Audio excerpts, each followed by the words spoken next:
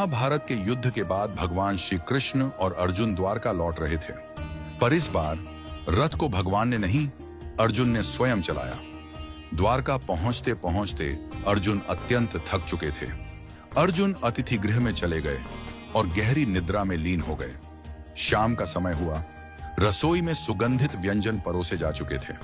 रुक्मिणी जी ने प्रेम पूर्वक भगवान को भोजन परोसना प्रारंभ किया और कहा, प्रभु भोजन आरंभ कीजिए।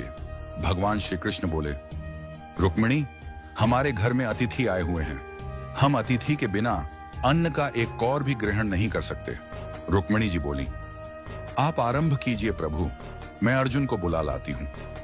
रुक्मिणी जी जब अतिथि भवन पहुंची तो देखा अर्जुन गहरी निद्रा में थे, किंतु वह निद्रा भी साधारण नहीं थी। उनके रोम रोम से कृष्ण कृष्ण की ध्वनि प्रस्फुटित हो रही थी।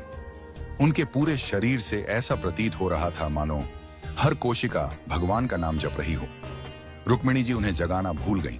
उनके नेत्र नम हो गए। वह वहीं खड़ी हो गईं और मंद मंद स्वर में ताली बजाने लगी, जैसे किसी हरि कथा में प्रेम से भीगी भक्तिन हो। उधर भगवान श्री कृष्ण ने नारद जी से कहा, नारद देखो तो सही, भोग ठंडा हो रहा है, कोई अर्जुन को बुलाकर लाए भी या नहीं।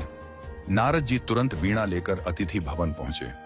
उन्होंने वहां का दृश्य देखा तो स्तब्ध रह गए। अर्जुन का रोम रोम कीर्तन कर रहा था, रुक्मिणी जी ताली बजा रही थी। नारद जी को दिव्य प्रेम का साक्षात्कार हुआ। वे भी अर्जुन को जगाना भूल गए और वहीं बैठकर अपनी वीणा पर गोविंद गोविंद का मधुर कीर्तन करने लगे। अब उधर सत्यभामा जी ने प्रभु से कहा, प्रभु भोग ठंडा हो रहा है, आप तो भोजन प्रारंभ करिए। भगवान बोले, हम अतिथि के बिना अन्न ग्रहण नहीं करते, अब तुम ही जाकर देखो क्या हो रहा है। सत्यभामा जी वहां पहुंची और वहां का दृश्य देखकर मोहित हो गईं।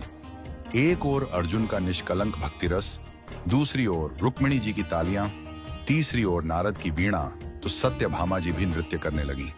उनका मन उस भाव में इतना डूब गया कि वह भी अर्जुन को जगाना भूल गई। उधर भगवान बोले, सब कहते हैं भोग ठंडा हो रहा है, पर कोई हमें बुलाने वाला नहीं। लगता है मुझे स्वयं चलकर देखना पड़ेगा कि वहां ऐसा क्या हो रहा है जिसमें सब हमें ही भूल गए हैं। भगवान श्री कृष्ण वहां पहुंचे और जो दृश्य देखा वह अद्भुत था।